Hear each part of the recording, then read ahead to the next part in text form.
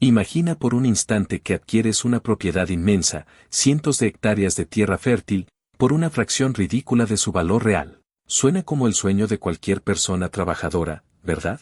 Pero entonces descubres el motivo por el cual nadie más se atrevió a reclamarla. Un lugar tan envuelto en misterio y terror que comunidades enteras prefirieron abandonar sus viviendas vecinas bajo el manto de la oscuridad, huyendo sin mirar atrás. Lo que estás a punto de escuchar no es un cuento inventado ni una leyenda urbana moderna. Esta historia sucedió realmente en las tierras de Guanajuato, allá por el año 1847, cuando México aún era una nación joven luchando por encontrar su identidad. Antes de adentrarnos en este relato que te mantendrá en el borde de tu asiento, permíteme pedirte algo. Si te gustan las historias que te hacen sentir, que te transportan a otros tiempos y lugares, suscríbete a este canal y activa la campanita de notificaciones. Deja tu like si esta narrativa te atrapa y, por favor, cuéntame en los comentarios desde qué rincón del mundo estás escuchando estas palabras. Me fascina saber cuán lejos viajan estas historias llenas de suspenso y emoción. Ahora sí, prepara tu mente porque lo que viene te dejará completamente asombrado. El desenlace de esta crónica te impactará de maneras que jamás anticipaste. Lo que este humilde agricultor halló en aquella propiedad abandonada no solamente transformó su propia vida para siempre, sino que alteró el destino de docenas de familias que habían renunciado completamente a cualquier esperanza de justicia.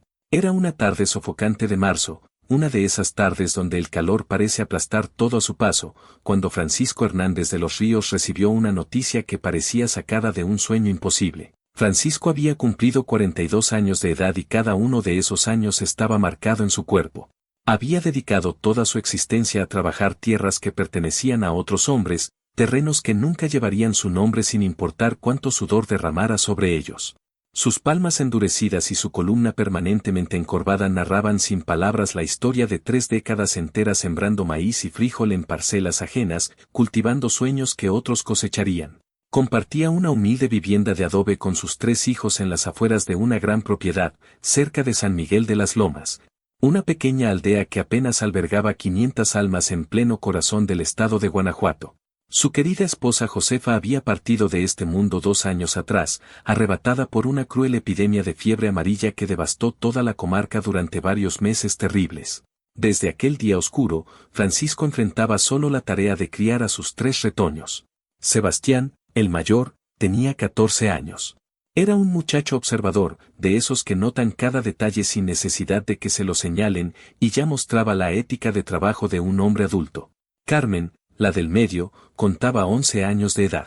Después de la muerte de su madre, esta niña responsable y cariñosa había asumido sin quejas las innumerables tareas del hogar, convirtiéndose en el pilar emocional de la familia. Y luego estaba Diego, el pequeño de 9 años, un niño cuya curiosidad insaciable lo llevaba a hacer preguntas constantes sobre absolutamente todo lo que veía y escuchaba.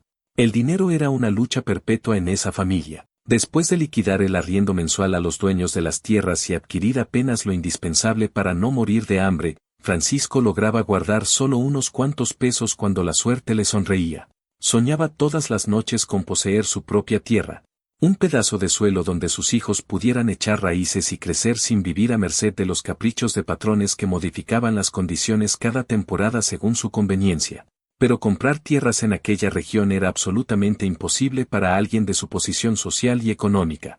Una sola hectárea costaba lo que él ganaría trabajando sin descanso durante 5 años completos, y ningún propietario vendía parcelas menores de 50 hectáreas.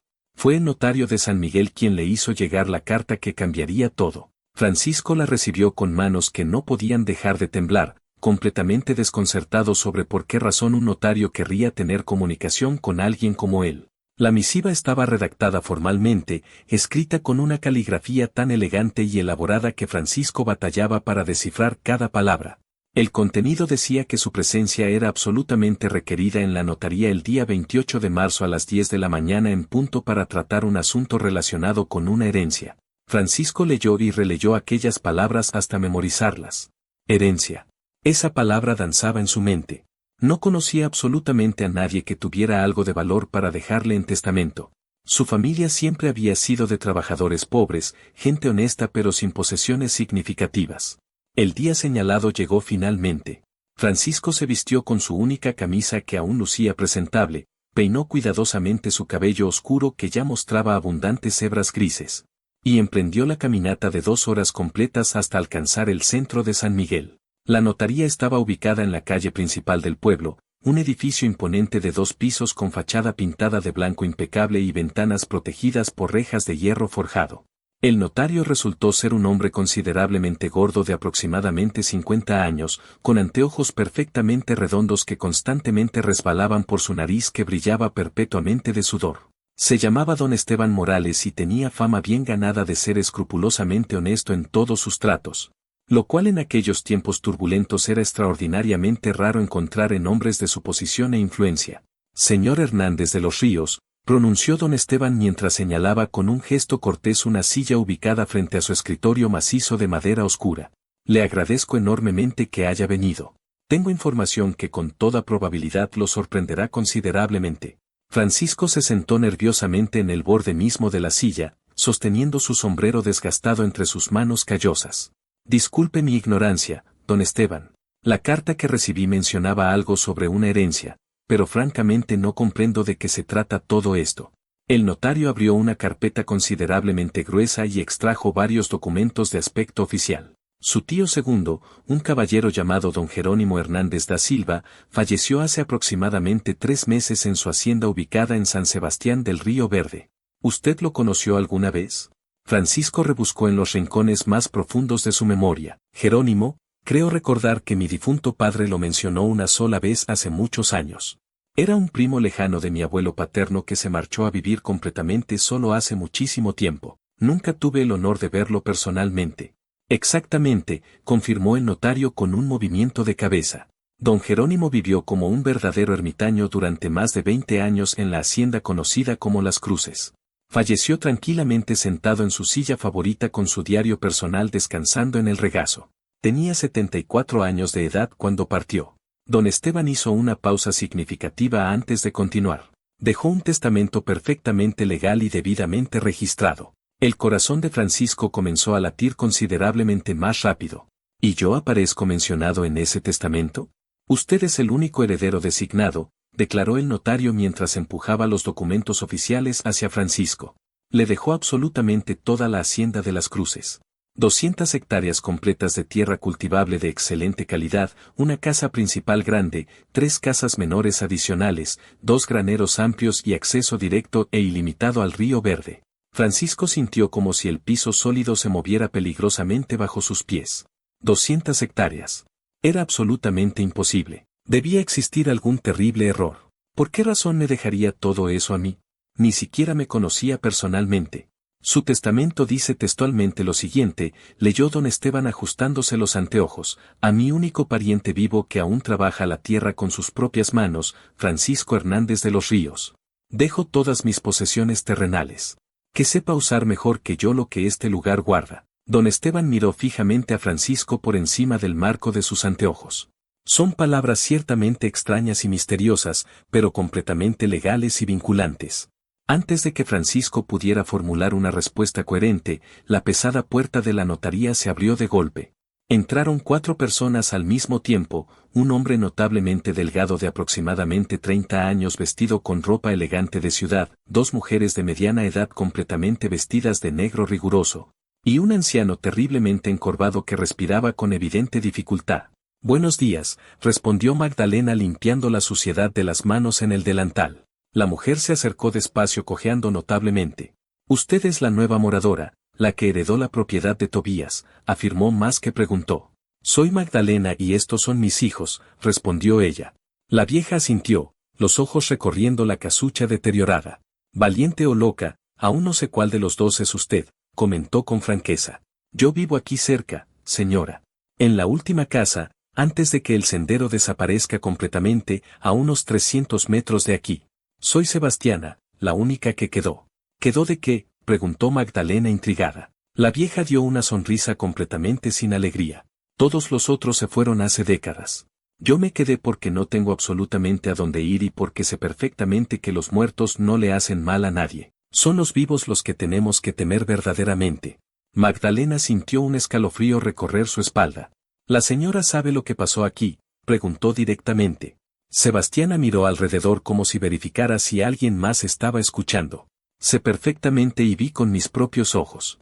Estaba aquí cuando todo ocurrió hace más de 40 años, pero parece que fue ayer mismo. Cuénteme por favor, rogó Magdalena. Necesito entender qué sucedió. La vieja suspiró profundamente y se sentó en un tronco de árbol, el bastón entre las piernas. Siéntate muchacha, es una historia extremadamente larga.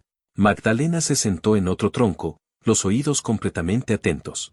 Esta área aquí ya fue próspera alguna vez, comenzó Sebastiana con voz ronca. Cuando el yacimiento minero funcionaba, había mucha gente, familias enteras, trabajadores, comerciantes. Este camino aquí era movimentado y próspero, pero todo cambió por causa de un hombre, el coronel Damasceno Oliveira da Silva. ¿Ya escuchó hablar de él alguna vez? Magdalena movió la cabeza negativamente. Damasceno era el dueño del yacimiento, continuó Sebastiana, rico, poderoso, pero codicioso, muy codicioso. Él vivía en esta casa aquí donde usted está ahora. Era una construcción mucho mejor en la época. Tenía hasta un segundo piso que se derrumbó con el tiempo. Vivía con su mujer, doña Marta, y 3 hijos, 2 varones y una niña. La vieja hizo una pausa, los ojos distantes, como si estuviera viendo el pasado. Damasceno no era un buen hombre en absoluto. Golpeaba brutalmente a los empleados, engañaba sistemáticamente en los pagos, tomaba tierras de los vecinos por la fuerza, pero nadie lo enfrentaba porque tenía sicarios armados. Un día encontró algo en el río. No era oro común, no. Era una veta rica, muy rica.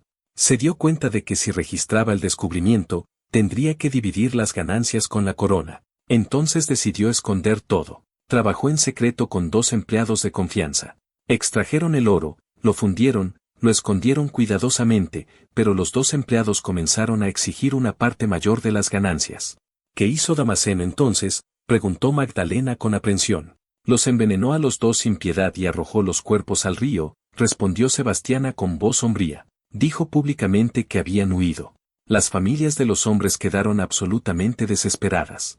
Buscaron por todas partes, preguntaron a todos, pero nadie encontró nada. Y Damasceno continuó con su secreto mortal hasta que algo terrible ocurrió. ¿Qué sucedió?, preguntó Magdalena inclinándose hacia adelante. Su mujer descubrió todo, reveló Sebastiana. Doña Marta encontró el escondite donde guardaba el oro. Quedó completamente aterrorizada, no por causa del oro en sí, sino por causa de las muertes. Era una mujer profundamente religiosa, no aguantaba la idea de estar viviendo con un asesino. Entonces hizo algo tremendamente valiente. Fue hasta la aldea y le contó absolutamente todo al delegado. ¿Y el delegado arrestó a Damasceno?, preguntó Magdalena. Sebastiana movió la cabeza lentamente. Debería haberlo arrestado inmediatamente, pero Damasceno tenía amigos extremadamente poderosos. Fue avisado antes de que la orden de arresto llegara y aquella noche algo verdaderamente terrible ocurrió. Damasceno, doña Marta y los 3 hijos desaparecieron completamente. Así, sin dejar rastro alguno. La casa quedó vacía, con ollas en el fuego, ropas en el tendedero, como si hubieran evaporado. Las personas comenzaron a decir que era castigo divino, que Dios había llevado a la familia entera por causa de los crímenes de Damasceno. Otros decían que él mató a su mujer y a los hijos y huyó solo con el oro. Había hasta quien dijera que los fantasmas de los empleados asesinados vinieron a buscar venganza sangrienta. ¿Y nadie descubrió qué realmente ocurrió?, preguntó Magdalena. No, la casa quedó abandonada, respondió Sebastiana. Pasó de mano en mano como herencia, pero nadie se quedaba jamás. Decían que oían gritos terribles de noche, que veían sombras moviéndose, que objetos se movían solos. Una familia que intentó vivir aquí en los años 30 salió corriendo después de apenas 2 semanas. Dijeron que la hija de ellos se enfermó con fiebres y delirios, gritando que veía a hombres ahogados. Después de eso, las otras familias que vivían por aquí se fueron también con miedo de que la maldición se esparciera. ¿Y mi tío abuelo Tobías?, preguntó Magdalena. Sebastiana sonrió levemente. Tobías fue el único que aguantó. No creía en maldiciones sobrenaturales. Decía que todo tenía explicación lógica. Pasó años investigando, buscando pistas. Creo que descubrió algo importante. En los últimos meses de vida de él, yo lo veía cavando en el fondo del terreno, cerca del río, pero nunca me contó lo que encontró. Y después murió solo, sentado en aquella silla allá adentro. Magdalena sintió un peso en el pecho. ¿Y el oro, será que aún está aquí escondido? Los ojos de Sebastiana brillaron. Si está, mucha gente ya buscó y nunca lo encontró. Dicen que Damasceno escondió tan bien que ni él mismo podría encontrarlo. Se levantó apoyándose en el bastón. Pero vine aquí a avisarte de una cosa, muchacha. Si encuentras algo, no le cuentes a nadie, ¿oíste? A absolutamente nadie. La codicia que destruyó a Damasceno y a su familia puede destruirte también. Este lugar tiene un historial de atraer desgracia, no por causa de fantasmas, sino por causa de gente viva y codiciosa que es capaz de hacer cualquier cosa por dinero. Magdalena tragó en seco. No estoy buscando oro, solo quiero un lugar para vivir en paz con mis hijos. Sebastiana la miró con una mezcla de lástima y respeto. Entonces eres más sabia que todos los otros. Comenzó a alejarse, pero se detuvo y miró para atrás. Si necesitas ayuda, mi puerta está siempre abierta. Y si escuchas ruidos extraños de noche, no tengas miedo. Son los monos en el techo y el viento en los árboles. Los muertos no molestan. Los vivos sí. La vieja se fue desapareciendo por el sendero cubierto de monte. Magdalena se quedó parada procesando absolutamente todo lo que había escuchado. Entonces era eso. Asesinatos, desapariciones, oro escondido. No era maldición sobrenatural, era tragedia humana, la peor de todas, codicia y sangre. Miró el diario de Tobías que había guardado dentro de casa. El secreto está donde el río encuentra la tierra roja. Tobías había descubierto, tenía certeza, y ahora necesitaba decidir. Debía buscar o debía olvidar todo y apenas vivir su vida. Aquella noche, mientras los hijos dormían, Magdalena encendió una lámpara y leyó el diario de Tobías de punta a punta. Muchas páginas estaban dañadas, pero había informaciones suficientes. Tobías había hecho mapas toscos de la propiedad, había anotado distancias, puntos de referencia. Y en una de las últimas páginas había un dibujo, un árbol con ramas curvas, una piedra en forma de cabeza de caballo al lado y una X marcada en el suelo. Memorizó la imagen completamente. Mañana, pensó, mañana cuando los niños estén durmiendo la siesta, voy a buscar. Pero el destino tenía otros planes. Al día siguiente, temprano, cuando Magdalena estaba preparando el café de la mañana, escuchó el sonido de caballos acercándose. Salió y vio a 3 hombres montados deteniéndose frente a la casucha. Estaban bien vestidos. Uno de ellos, el que estaba en el medio, era particularmente imponente. Tenía un bigote grueso, sombrero de alas anchas y una cadena de oro atravesada en el chaleco. Bajó del caballo con movimientos calculados y la miró de arriba a abajo. Buenos días, señora. La voz era grave, autoritaria. Soy el comendador Augusto Travasos, dueño de las tierras del otro lado del río. Hizo un gesto vago en dirección del monte. Buenos días, señor, respondió Magdalena limpiando las manos en el delantal, sintiéndose súbitamente vulnerable. Supe que la señora heredó esta propiedad del fallecido Tobías. Vine aquí a hacer una propuesta.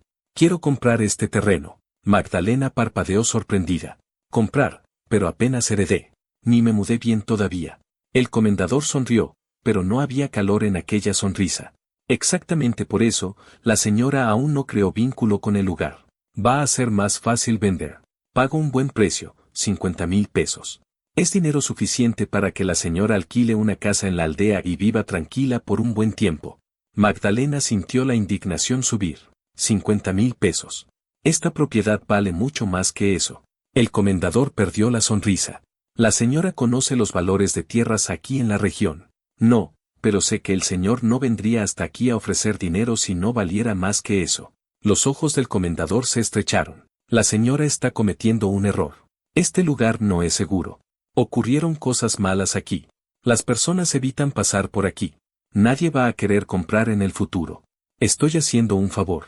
El tendero era un hombre visiblemente viejo con barba completamente blanca y abundante. Los miró con una expresión extremadamente extraña y preocupada. ¿Van para allá con intención de quedarse? Sí, es mía ahora legalmente, respondió Francisco con cierto orgullo. El tendero negó con la cabeza muy lentamente, como si lamentara lo que estaba por decir. Valiente o loco, todavía no logro determinar cuál de las dos cosas. Sigan el camino polvoriento hacia el oeste. Verán la cruz de piedra, es imposible no verla. No pueden perderse bajo ninguna circunstancia. Pero les sugiero fuertemente que lleguen con plena luz de día. No es lugar apropiado para andar vagando de noche. Decidieron prudentemente dormir en la carreta esa noche y partir al amanecer del día siguiente. Cuando el sol apenas comenzaba a iluminar tímidamente el horizonte oriental, Francisco guió al caballo por el camino indicado. El paisaje cambió gradualmente de manera perceptible. Los campos cuidadosamente cultivados dieron lugar a vegetación considerablemente más salvaje e indómita. Árboles antiguos y retorcidos flanqueaban el camino a ambos lados, sus ramas gruesas formando una especie de túnel verde natural que bloqueaba parcialmente la luz del sol. El aire se sentía progresivamente más pesado, más húmedo y opresivo. El sonido constante del río verde se hacía cada vez más presente y dominante, un murmullo perpetuo que acompañaba el traqueteo rítmico de las ruedas de la carreta. Después de casi 3 horas de viaje lento finalmente vieron la cruz. Era absolutamente enorme, tallada expertamente en piedra gris sólida de al menos 3 metros de altura imponente.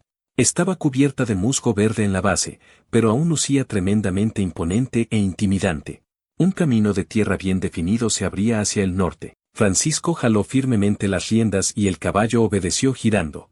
El camino estaba completamente lleno de maleza descuidada, como si llevara muchos meses sin que nadie transitara por allí. Las ruedas pesadas de la carreta aplastaban ruidosamente arbustos secos y hierbas altas sin control. Después de aproximadamente 1 kilómetro de avance lento, el bosque denso se abrió dramáticamente y la hacienda de las Cruces apareció finalmente ante sus ojos asombrados. Francisco sintió un escalofrío genuino recorrer su columna a pesar del calor sofocante. La casa principal era indudablemente grande, construida sólidamente en adobe y piedra con techo de tejas rojas, pero el tiempo implacable la había maltratado severamente. Varias tejas faltaban notoriamente, dejando huecos oscuros y amenazantes. Las paredes exteriores estaban manchadas extensamente por la humedad persistente, con enredaderas salvajes trepando desordenadamente por todos lados. Las ventanas eran literalmente agujeros negros y vacíos, los postigos colgando precariamente de bisagras oxidadas. La puerta principal de madera gruesa y antigua estaba entreabierta, rechinando suavemente con cada soplo de brisa. Alrededor de la casa principal había 3 construcciones menores, todas en estado similar de abandono deplorable. Más allá se veían claramente 2 graneros grandes con los techos parcialmente caídos y peligrosos. Distribuidas en un radio aproximado de 100 metros, Francisco contó exactamente 7 casas pequeñas, todas completamente vacías y abandonadas. Todas mostraban señales evidentes de haber sido abandonadas súbita y apresuradamente. Ropa aún colgaba de una cuerda pudriéndose lentamente. Una olla de hierro yacía volcada en medio de un patio. Una silla de madera estaba abandonada en medio del camino, como si alguien se hubiera levantado repentinamente y simplemente caminado lejos sin mirar atrás ni una sola vez. «Papá, este lugar da mucho miedo», susurró Carmen agarrando fuertemente el brazo de su padre. «Es solamente viejo y abandonado», dijo Francisco tratando desesperadamente de sonar confiado y tranquilo. «Vamos a ver el interior de la casa principal». Bajaron cuidadosamente de la carreta. El silencio era profundo y casi opresivo, roto apenas por el viento susurrante entre los árboles antiguos y el río distante. Francisco caminó decididamente hacia la puerta principal, con sus hijos siguiéndolo muy de cerca, casi pisándole los talones. Empujó la puerta pesada que rechinó fuerte y desagradablemente. El interior estaba oscuro y olía intensamente a humedad concentrada y tierra mojada. La luz del sol entraba tímidamente por los huecos del techo y las ventanas completamente sin vidrios, creando rayos polvorientos que iluminaban parcialmente el espacio interior. La entrada conducía directamente a una sala considerablemente grande con un fogón de piedra maciza en un extremo. Había muebles completamente cubiertos de polvo espeso, una mesa larga, varias sillas volcadas, un aparador con platos todavía ubicados en los estantes. Todo parecía literalmente congelado en el tiempo. A la izquierda había una puerta que daba a un pasillo estrecho con 3 cuartos. A la derecha otra puerta conducía a lo que parecía haber sido una despensa bien surtida. Francisco exploró metódicamente cada cuarto individual. El primero contenía una cama con el colchón de paja completamente desmoronado, roído extensamente por ratones. El segundo era más pequeño, con 2 camas angostas. El tercero era obviamente el más grande, claramente el cuarto principal del dueño. Aquí había un escritorio de madera maciza y oscura contra la pared, una cama grande con dosel polvoriento y un baúl grande a los pies de la cama. Sobre el escritorio había papeles esparcidos al azar, una pluma completamente seca y un tintero volcado. Francisco imaginó vívidamente a su tío Jerónimo sentado en esa misma silla, pasando sus últimos años solitarios escribiendo en su diario personal. «Podemos hacer que esto funcione perfectamente bien», dijo Francisco más para convencerse a sí mismo que a sus hijos. «Vamos a traer todas nuestras cosas. Esta noche dormiremos aquí mismo y mañana temprano empezamos a limpiar y reparar todo. Esa primera noche resultó ser la más larga e interminable de sus vidas. Encendieron un fuego grande en el fogón, más para sentirse seguros psicológicamente que por necesidad de calor. Comieron tortillas frías y frijoles que habían traído de casa. Los sonidos inquietantes empezaron exactamente cuando oscureció completamente. Crujidos misteriosos en las vigas del techo, pasos que parecían caminar claramente en el piso superior, aunque la casa no tenía segundo piso. El viento hacía silbar las ventanas abiertas de manera escalofriante. Algo grande se movió pesadamente en el techo arrastrándose, probablemente un mapache o un tlacuache buscando refugio. Diego lloraba bajito y asustado. Carmen lo abrazaba protectoramente. Sebastián miraba fijamente el techo con los ojos muy abiertos. Francisco mantenía el fuego alto y brillante, aunque el calor era casi completamente insoportable. Solo son animales salvajes y viento, repetía como mantra. Mañana con plena luz de día verán que no hay absolutamente nada que temer. Pero cuando todos finalmente se durmieron de puro agotamiento físico y mental, Francisco se quedó completamente despierto. Miraba fijamente las sombras danzantes en las paredes. Escuchaba atentamente cada sonido sospechoso. Se preguntaba qué había pasado realmente en este lugar maldito, por qué una hacienda tan grande había sido completamente abandonada, por qué su tío había elegido vivir aquí solo durante 20 años completos. ¿Y qué significaban exactamente aquellas palabras extrañas en el testamento, que sepa usar mejor que yo lo que este lugar guarda? Al amanecer del tercer día, Francisco salió a explorar la propiedad completa con más cuidado y atención. El sol brillante hacía que absolutamente todo pareciera menos amenazador y más normal. Caminó extensamente por todo el terreno evaluando las posibilidades.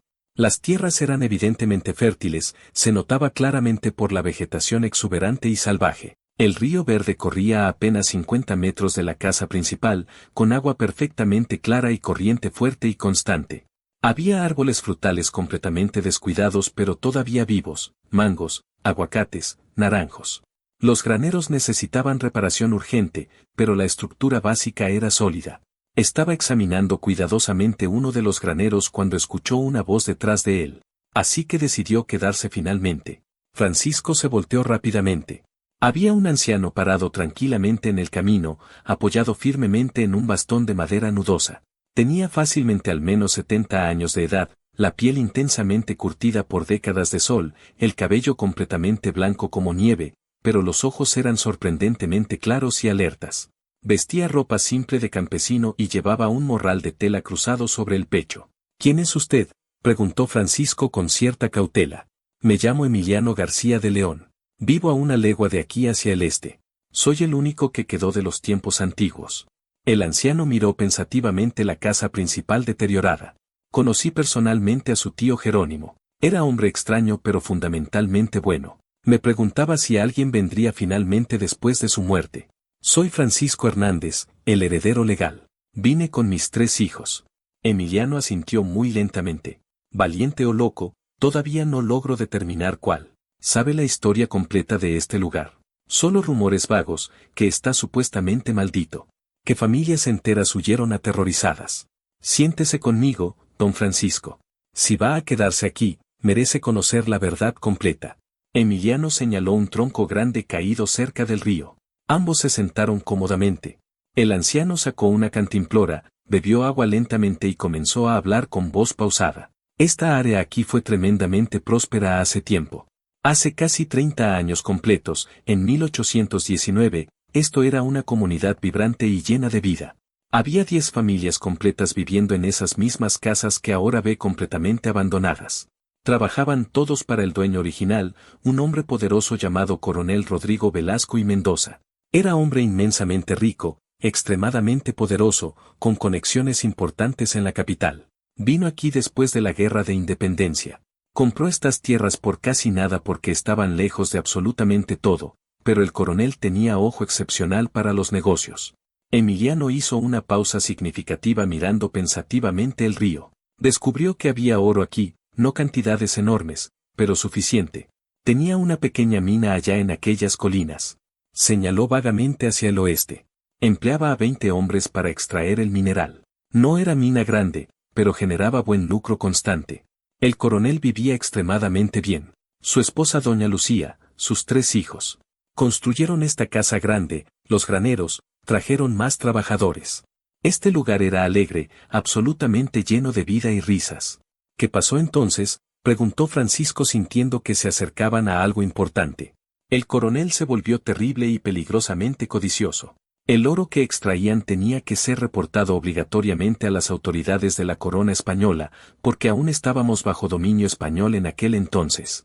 Tenía que pagar impuestos altísimos, así que decidió ocultar parte significativa de la producción. Empezó a fundir el oro secretamente, a esconderlo cuidadosamente. Planeaba acumular suficiente para huir a Estados Unidos o Europa con su familia completa y vivir como verdadero rey. El anciano suspiró profundamente. Pero dos de sus empleados de máxima confianza descubrieron el plan secreto. Un hombre llamado Tomás Rivera y otro llamado Antonio Flores. Ellos ayudaban directamente en la fundición secreta.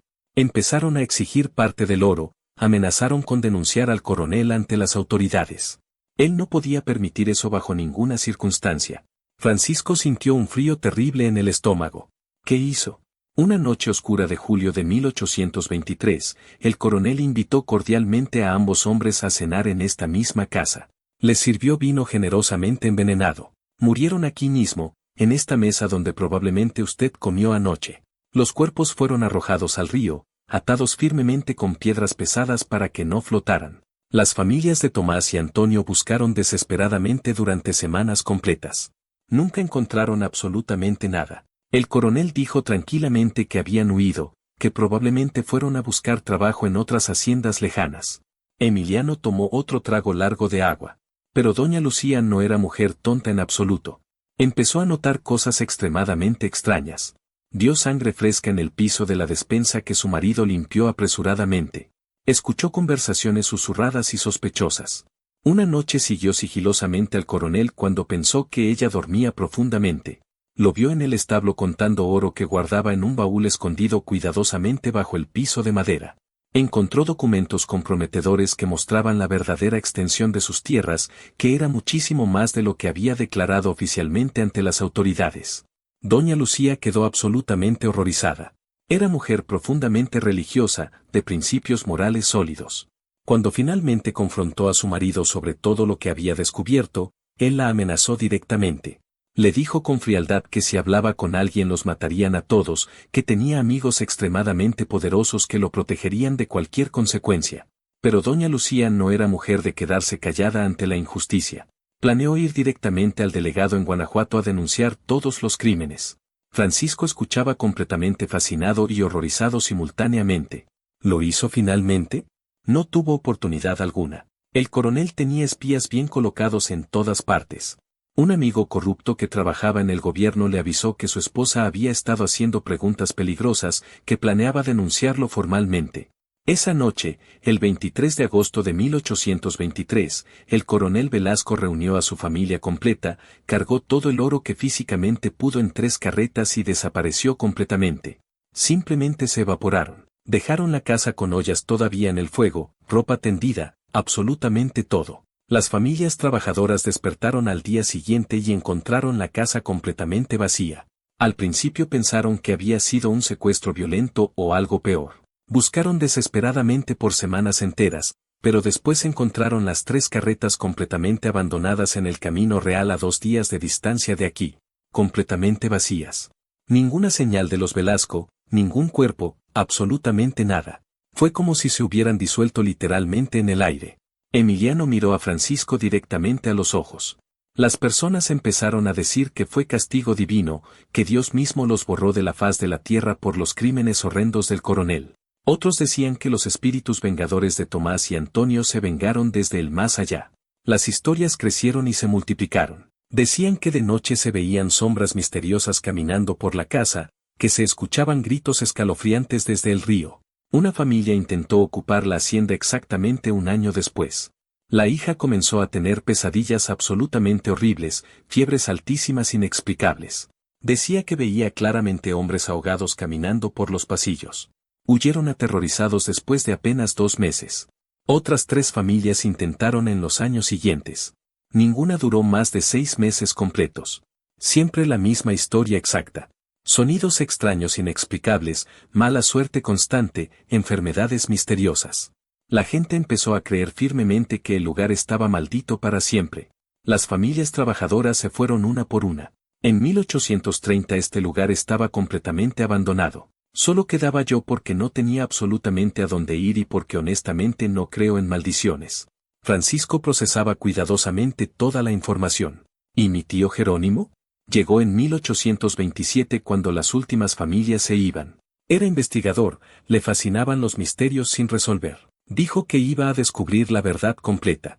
Vivió aquí completamente solo durante 20 años completos. Pasaba días enteros escribiendo en su diario, explorando meticulosamente cada rincón de la propiedad. Hablábamos ocasionalmente. Me decía que estaba cerca de algo extremadamente importante, pero nunca me contó qué exactamente. Encontré su cuerpo hace 3 meses sentado pacíficamente en su escritorio con el diario en el regazo. Murió tranquilamente de viejo. El anciano se puso de pie lentamente con ayuda del bastón. Ahora, don Francisco, le digo exactamente lo mismo que le dije a su tío. No es maldición lo que ronda este lugar. Es codicia humana, crimen sin castigo, injusticia profunda. Si encuentra algo aquí, no le cuente a nadie hasta estar completamente seguro de qué hacer. Y si decide quedarse, sea extremadamente cauteloso. Hay personas que aún tienen interés en estas tierras. ¿Qué personas específicamente? El comendador don Abundio Ramírez y Silva, dueño de las tierras del otro lado del río. Hombre extremadamente poderoso, terriblemente codicioso. Hace 10 años que ocupa ilegalmente parte de estas tierras. Dice que las compró legalmente, pero Jerónimo siempre insistió que eran sus tierras, que Ramírez era invasor. Nunca tuvo fuerzas para luchar legalmente. Usted con familia puede que sea diferente. Emiliano empezó a alejarse lentamente. Cuidado, don Francisco, y si necesita cualquier cosa, mi casa está siguiendo el río hacia el este. La puerta está siempre abierta para un hombre honesto. Francisco pasó el resto del día entero pensando profundamente en las palabras de Emiliano. Esa noche, después de que los niños finalmente se durmieran agotados, encendió una lámpara de aceite y entró silenciosamente al cuarto principal. Se sentó en el escritorio de Jerónimo. Los papeles esparcidos eran notas incoherentes, mapas toscos dibujados a mano, cálculos complicados, pero no había ningún diario visible en ninguna parte. Francisco buscó metódicamente cada rincón. Abrió el baúl pesado, ropa vieja, libros con páginas completamente amarillentas, una Biblia gastada. Revisó el aparador cuidadosamente, solo polvo espeso.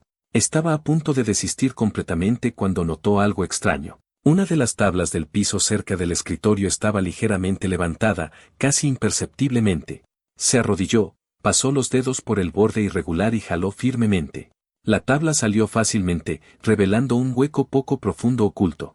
Dentro había un cuaderno de cuero completamente gastado. Francisco lo sacó con manos temblorosas de anticipación. La cubierta estaba desgastada, las esquinas dobladas. Abrió la primera página con reverencia.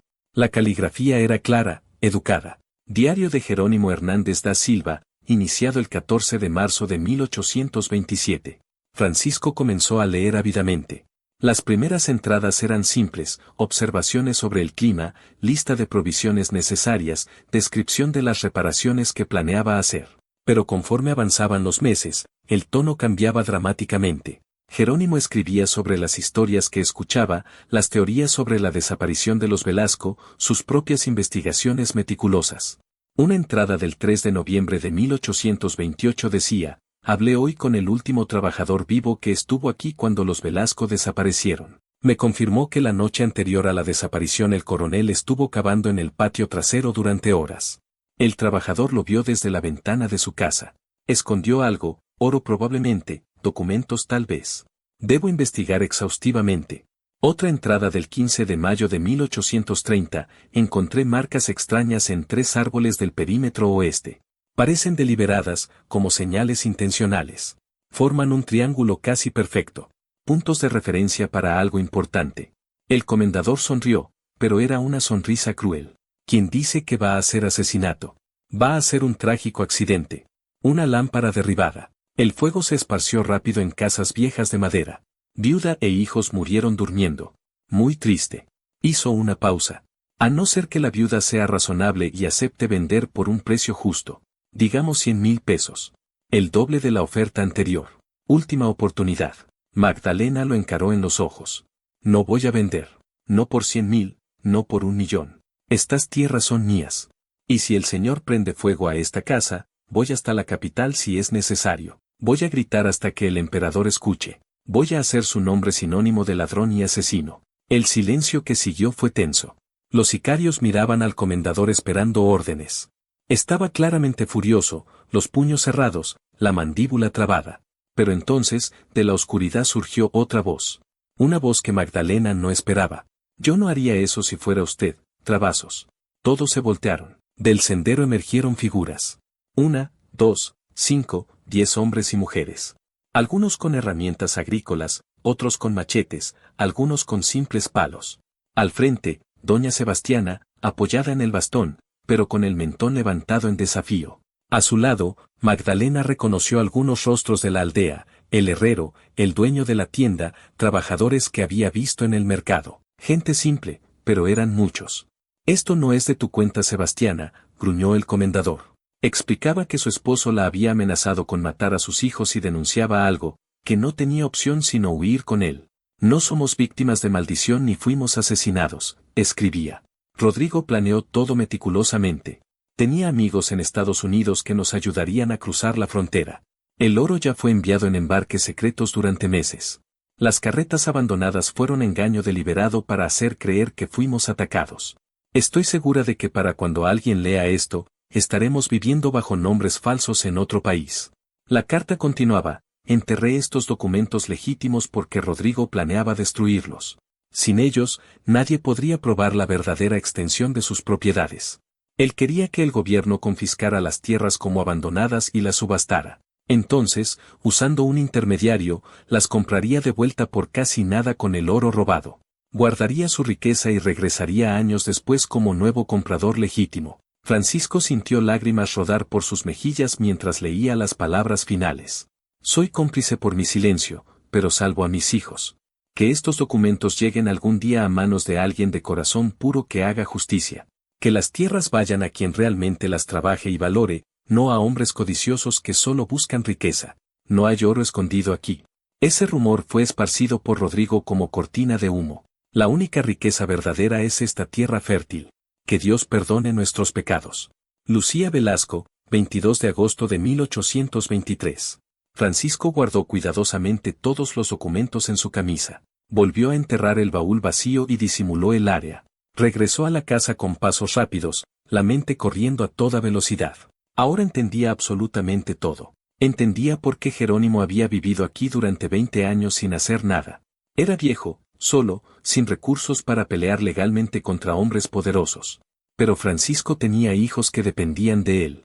Tenía razones para luchar. Esa noche, cuando los niños dormían, escondió los documentos bajo el colchón de paja de su cama. Al día siguiente iría a San Sebastián a hablar con el notario local.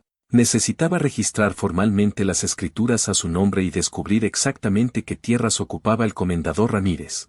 No tuvo que esperar mucho para conocer al comendador. 2 días después, Francisco estaba reparando el techo de uno de los graneros cuando escuchó el sonido de caballos acercándose. Eran 5 jinetes, todos bien vestidos, montando caballos magníficos. El líder era un hombre de unos 50 años, corpulento, con bigote negro engomado y ojos pequeños y calculadores. Vestía traje oscuro con chaleco bordado y una cadena de oro gruesa cruzando su pecho. ¿Usted es el nuevo dueño?, preguntó sin bajarse del caballo, mirando a Francisco con desdén evidente. Francisco bajó del techo. Soy Francisco Hernández de los Ríos. Heredé esta propiedad de mi tío. El hombre sonrió, pero no había calidez alguna en esa sonrisa. Soy el comendador don Abundio Ramírez y Silva, dueño de las tierras al otro lado del río y de gran parte de lo que rodea a esta casucha. Hizo un gesto despectivo con la mano. Vengo a hacerle una oferta generosa. Le compro esta propiedad. 100,000 pesos. Es más de lo que vale, considerando el estado deplorable. Francisco sintió su sangre hervir. No está a la venta, comendador. La sonrisa de Ramírez se endureció. Todo tiene precio, amigo. 100,000 pesos es suficiente para alquilar una casa decente en San Sebastián y vivir cómodamente durante años. Usted es hombre simple, no necesita esta carga. Con el debido respeto, esta propiedad vale mucho más que eso y no está a la venta a ningún precio. El comendador se inclinó hacia adelante en su silla de montar. Comete un grave error, señor Hernández. Este lugar no es seguro para usted ni para su familia. Ocurrieron cosas malas aquí. Las personas huyen con razón. Estoy haciéndole un favor al ofrecerle una salida. Francisco dio un paso adelante. O está intentando engañarme, comprar barato lo que sabe que tiene mucho valor. El rostro de Ramírez se puso rojo. Los hombres que lo acompañaban movieron las manos hacia sus cinturones donde llevaban pistolas. ¿Sabe con quién está hablando? Soy yo quien mando en esta región. Cuando quiero algo, lo consigo siempre. Pues esta vez no lo conseguirá. Ramírez jaló las riendas violentamente, haciendo que su caballo relinchara. Piense bien, campesino. La próxima vez que vengan no seré tan gentil. Giró su caballo y salió al galope, seguido por sus hombres, levantando una nube de polvo. Sebastián salió corriendo de la casa. Papá, ¿quién era ese hombre? Problemas, hijo. Problemas grandes. Al día siguiente, Francisco dejó a Sebastián a cargo de sus hermanos y viajó a San Sebastián. La notaría era pequeña, un cuarto en la parte trasera de la casa del notario. Don Felipe Méndez era un hombre delgado de unos 40 años con anteojos redondos y modales nerviosos. Francisco colocó los documentos cuidadosamente sobre la mesa. Don Felipe los examinó durante casi una hora, chequeando cada firma, cada sello, cada fecha. Sus ojos se agrandaban progresivamente. Se quitaba los anteojos, los limpiaba, se los volvía a poner. Finalmente miró a Francisco con expresión de asombro. Estos documentos son legítimos, completamente legales. Fechados en 1820, registrados en la Notaría Real en Guanajuato. Señaló el mapa. Estas tierras se extienden por 250 hectáreas y mire aquí. Su dedo tembloroso trazó una línea. Cruzan el río y llegan hasta las colinas de Piedra Roja. ¿Eso significa? ¿Qué significa? Preguntó Francisco, aunque ya sabía la respuesta.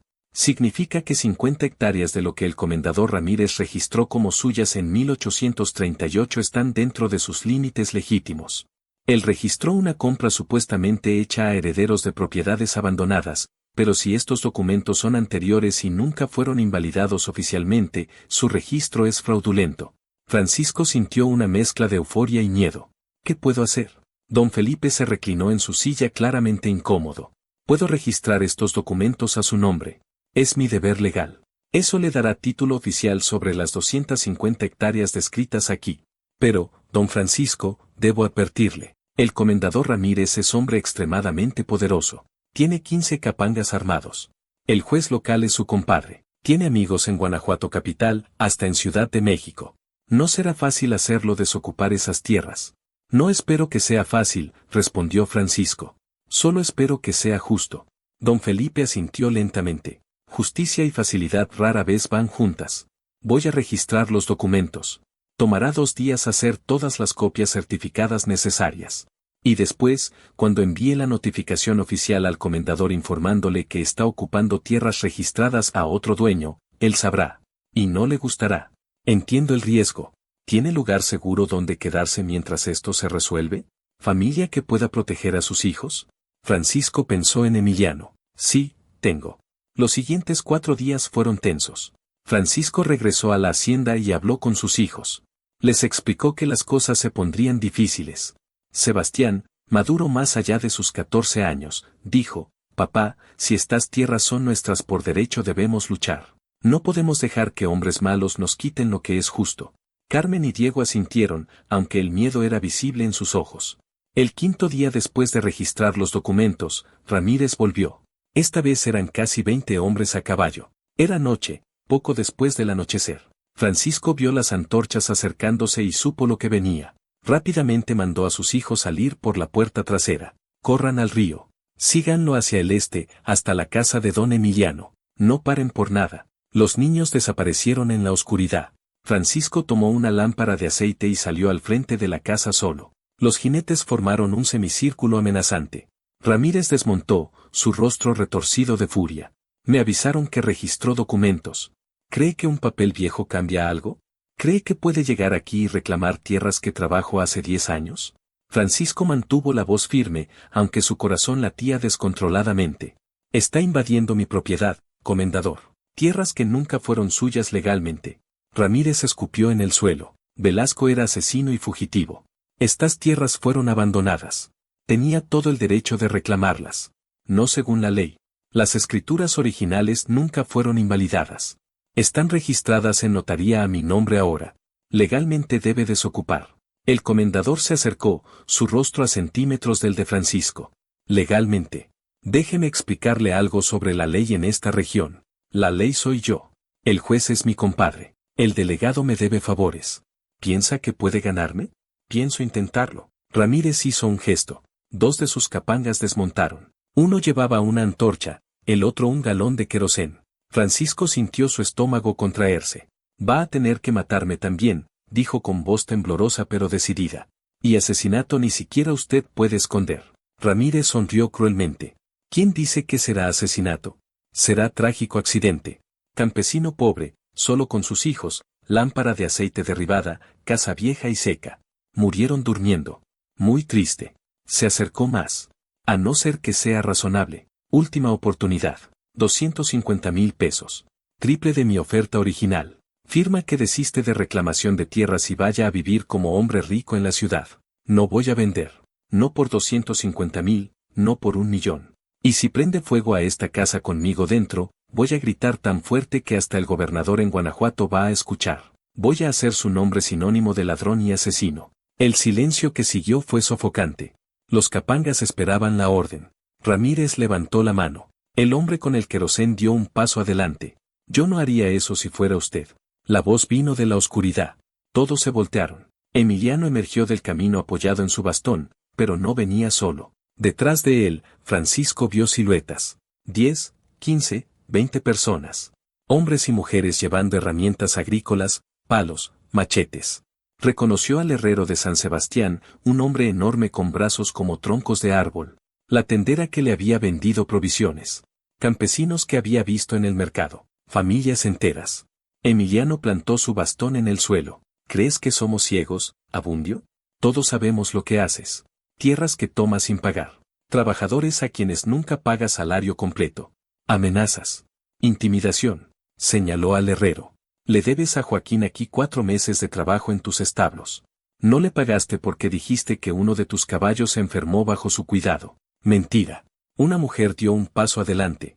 Mi marido trabajó en tu hacienda durante 3 años. Cuando se lastimó la espalda y ya no podía trabajar, lo echaste sin compensación. Murió de hambre 6 meses después. Otro hombre habló. Dijiste que comprarías mi cosecha de maíz. Cuando llegó el tiempo de pagar, ofreciste la mitad del precio acordado. Cuando reclamé, tus capangas quemaron mi campo. Las voces se multiplicaban. Historia tras historia de abuso, robo, intimidación. Ramírez miraba alrededor, su rostro ahora pálido. Estaba rodeado. Tenía 20 hombres armados, pero la multitud era mayor y estaba furiosa. Van a arrepentirse de esto, dijo. Pero su voz ya no tenía la misma seguridad. Emiliano dio un paso adelante, viejo pero firme. Tal vez. Pero hoy no. Hoy vas a montar tu caballo y vas a irte. Vas a dejar a este hombre en paz. Y si algo le pasa a él o a sus hijos, todos aquí sabemos quién fue. No podrás esconder 20 asesinatos. Ramírez miró a Francisco con odio puro. Esto no terminó. Tal vez no, respondió Emiliano, pero terminó por hoy. El comendador montó su caballo de un salto, jaló las riendas violentamente y salió al galope, seguido por sus hombres. El polvo se asentó lentamente. Francisco casi se desplomó, sus piernas temblando. La comunidad se acercó. Gracias, logró decir. No sé cómo agradecer. Joaquín el herrero puso una mano enorme en su hombro. No nos debe nada. Todos hemos sufrido bajo Ramírez. Era hora de que alguien le hiciera frente. Solo necesitábamos que alguien fuera primero. Los niños de Francisco salieron corriendo de entre los árboles donde habían estado escondidos con Emiliano. Se abrazaron a su padre llorando de alivio. La comunidad se quedó esa noche haciendo guardia por turnos. Al amanecer, cuando todos finalmente se fueron, Emiliano se quedó. Necesita ayuda legal ahora, dijo el anciano. Ramírez no va a desistir solo porque lo asustamos una noche. Va a usar la ley contra usted. Tiene abogados caros, jueces comprados. Necesita a alguien de afuera, alguien que no le tenga miedo. ¿Dónde encuentro a alguien así? En Guanajuato capital. Hay un abogado joven allá, doctor Ignacio Peralta y Ruiz. Tiene reputación de defender causas difíciles. No le tiene miedo a los poderosos. Pero está a 4 días de viaje. Francisco miró a sus hijos. No puedo dejarlos solos aquí. Déjelos conmigo, ofreció Emiliano. Mi casa es pequeña, pero segura. Los cuidaré como si fueran mis nietos. 2 días después, Francisco partió en carreta compartida hacia Guanajuato. El viaje fue largo y agotador. 3 días completos de camino polvoriento, durmiendo en posadas baratas que olían a humedad y orines. Pero finalmente llegó a la capital con sus calles empedradas, edificios de 2 pisos con balcones de hierro forjado, iglesias con torres que alcanzaban el cielo. Encontró la oficina del doctor Peralta en la calle del Comercio, 2º piso. Era joven, tal vez 30 años, con cabello negro peinado hacia atrás, ojos inteligentes y modales directos. Escuchó la historia completa de Francisco durante más de 1 hora, examinando cada documento con atención meticulosa. Al final se reclinó en su silla y silbó bajito. Este es un caso extraordinario, señor Hernández. Las escrituras son legítimas, no hay duda. El comendador Ramírez está en posición legal extremadamente débil. Él registró tierras bajo pretexto de abandono, pero estas escrituras originales nunca fueron invalidadas. Legalmente está ocupando propiedad ajena. ¿Puede ayudarme? Puedo y quiero. Casos así son exactamente porque estudié leyes. El abogado hizo una pausa. Pero debo ser honesto. Va a ser batalla larga y difícil. Ramírez luchará con todas las armas que tiene. El juez local probablemente fallará a su favor, aunque la ley sea clara. Tendremos que apelar al Tribunal Regional en Guanajuato. Si eso no funciona, hasta Ciudad de México. Puede tomar meses, hasta 1 año. ¿Cuánto costará? Normalmente cobraría 500 pesos. Para usted, 200. Y solo si ganamos. Si perdemos, no me debe nada. Francisco sintió esperanza por primera vez en días. Acepto. Los siguientes 8 meses fueron los más difíciles de la vida de Francisco. El doctor Peralta presentó la demanda formal. El juez local, como predijo, falló a favor de Ramírez. Apelaron al Tribunal Regional. Mientras tanto, Ramírez intensificó su campaña de intimidación. Sus hombres cabalgaban por la propiedad de noche, gritando amenazas. Mataron 2 de las gallinas de Francisco. Quemaron parte del maíz que había logrado plantar. Francisco dormía con un machete bajo el colchón, despertando sobresaltado con cada ruido.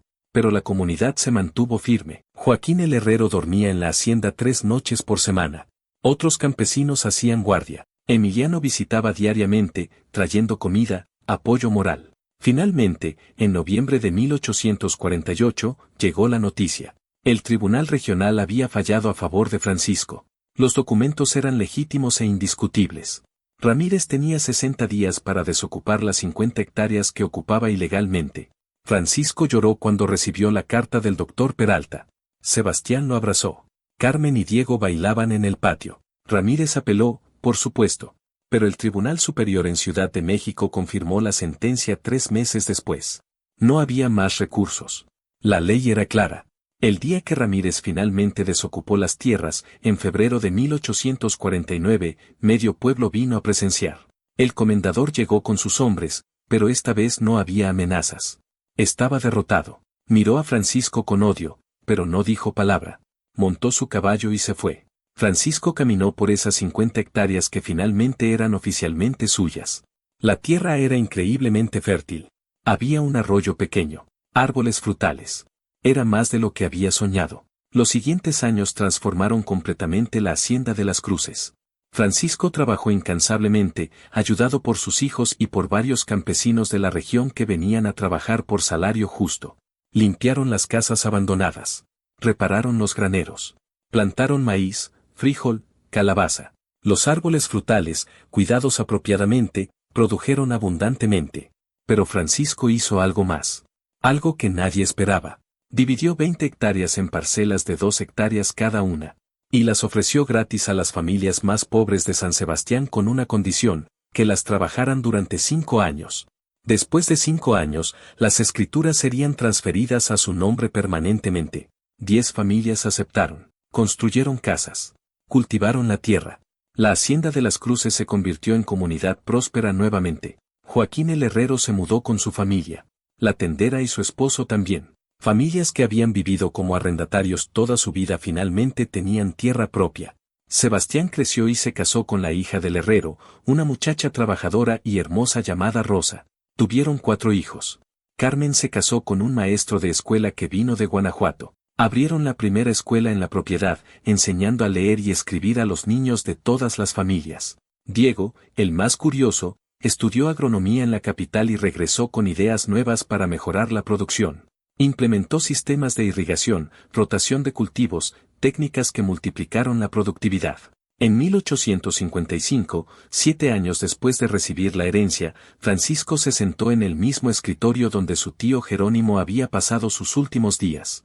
Tenía ahora 49 años.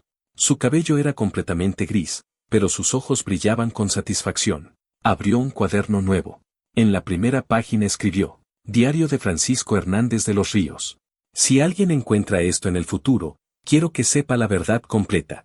Esta tierra fue manchada por la codicia y el crimen. Familias sufrieron. Hombres inocentes fueron asesinados. Pero la justicia, aunque tardía, finalmente llegó. No encontré oro aquí. Encontré algo mucho más valioso: tierra fértil, comunidad, familia, propósito.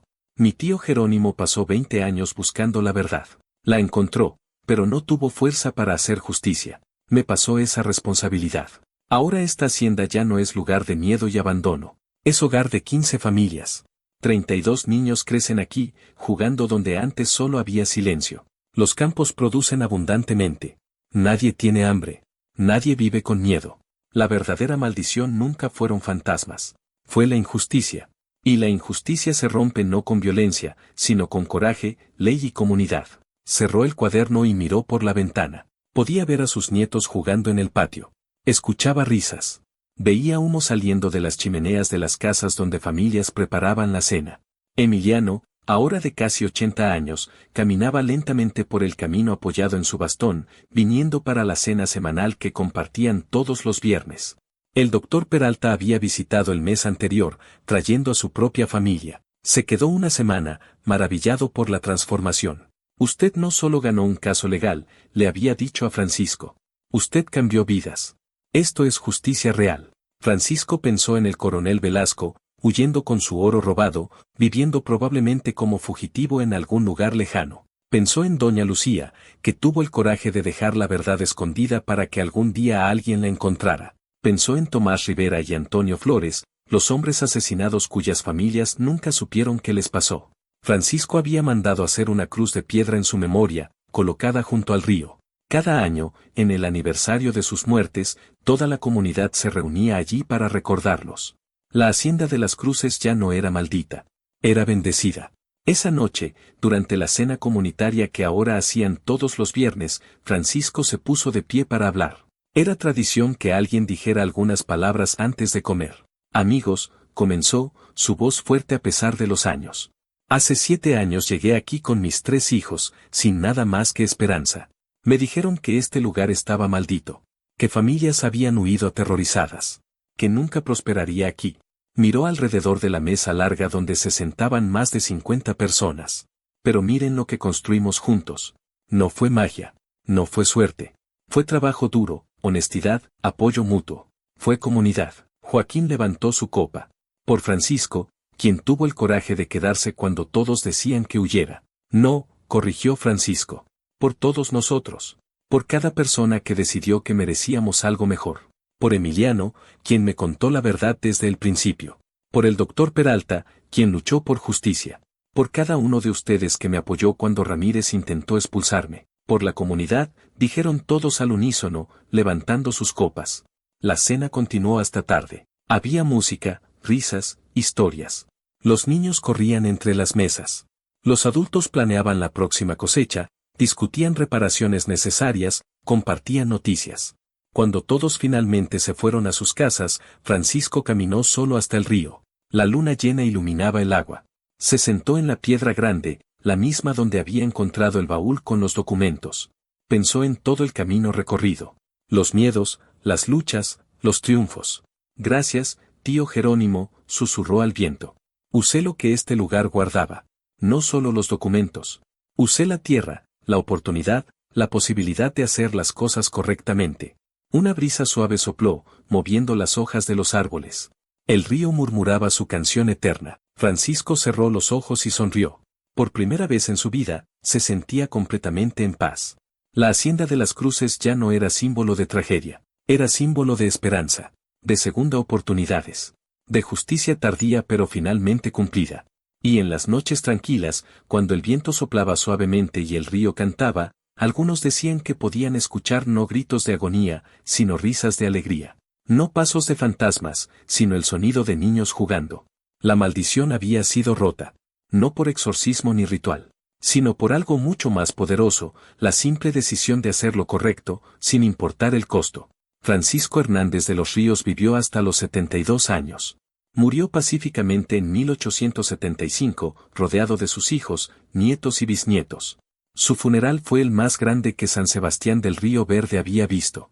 Más de 200 personas vinieron a despedirse. Fue enterrado bajo el árbol de mezquite retorcido, el mismo donde había encontrado la verdad que cambió todo. Su lápida decía simplemente, Francisco Hernández de los Ríos. Agricultor, padre, hombre de justicia. Sebastián heredó la hacienda y continuó la tradición de su padre. Mantuvo la comunidad unida, ayudó a más familias a establecerse, expandió la escuela. La historia de la hacienda de las Cruces pasó de generación en generación. Se convirtió en leyenda, pero una leyenda de esperanza, no de terror. Décadas después, cuando nietos de nietos preguntaban sobre el lugar, les contaban la historia completa. El coronel codicioso, los crímenes, la desaparición, el ermitaño investigador, el granjero valiente que se atrevió a reclamar lo que era justo. ¿Y los fantasmas?, preguntaban los niños con ojos grandes. Nunca hubo fantasmas, respondían los ancianos. Solo injusticia sin resolver. Y cuando la justicia finalmente llegó, la maldición desapareció. Porque las únicas maldiciones reales son las que creamos nosotros mismos, la codicia, la crueldad, la indiferencia ante el sufrimiento ajeno. Y así termina esta historia verdadera ocurrida en Guanajuato en 1847. Una historia que nos enseña que el coraje no es la ausencia de miedo, sino la decisión de hacer lo correcto a pesar del miedo. Que la verdadera riqueza no es el oro escondido, sino la tierra cultivada con honestidad y compartida con generosidad. Que los fantasmas que más debemos temer no son los que supuestamente caminan de noche, sino la injusticia que nos permite existir sin hacer nada para detenerla. Francisco llegó a esa hacienda siendo hombre pobre que solo poseía esperanza. Se fue dejando comunidad próspera, familias con futuro, y lección que perduró generaciones, que un solo hombre con coraje y principios puede cambiar el destino de muchos. La hacienda de las Cruces existe hasta hoy. Ya no se llama así. Ahora es pueblo próspero llamado Villa Francisco, en honor al hombre que transformó lugar de tragedia en santuario de esperanza. Si algún día visitas Guanajuato, pregunta por Villa Francisco cerca de San Sebastián del Río Verde. Los ancianos del lugar aún cuentan esta historia. Te mostrarán la cruz de piedra en la entrada. Te llevarán al árbol de mezquite retorcido. Te señalarán la casa grande, ahora museo comunitario, donde todo comenzó. Y si escuchas con atención, dicen que todavía puedes oír el murmullo del río cantando su canción eterna, no de lamento, sino de celebración. Celebrando el día que un hombre simple decidió que merecía algo mejor. Y tuvo el coraje de luchar por ello. Esta historia es recordatorio de que las leyendas más poderosas no son sobre monstruos y maldiciones. Son sobre personas reales que enfrentaron miedos reales y eligieron la justicia sobre la facilidad, el coraje sobre la cobardía, la comunidad sobre el egoísmo. Francisco Hernández de los Ríos nunca se consideró héroe, se consideraba simplemente padre tratando de darles mejor vida a sus hijos. Pero en ese simple acto de amor paternal, cambió el mundo para docenas de familias. Y esa, amigos, es la magia real. No la de hechizos y encantamientos, sino la magia de la determinación humana, la justicia y el poder de la comunidad cuando se une por causa justa.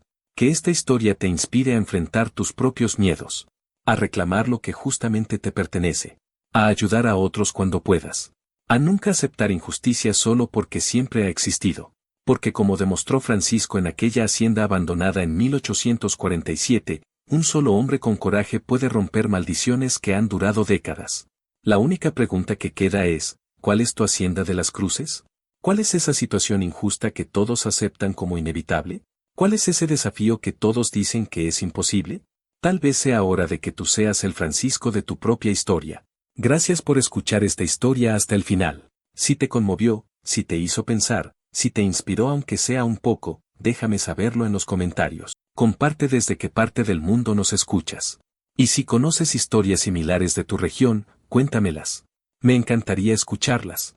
Recuerda suscribirte y activar las notificaciones para más historias como esta.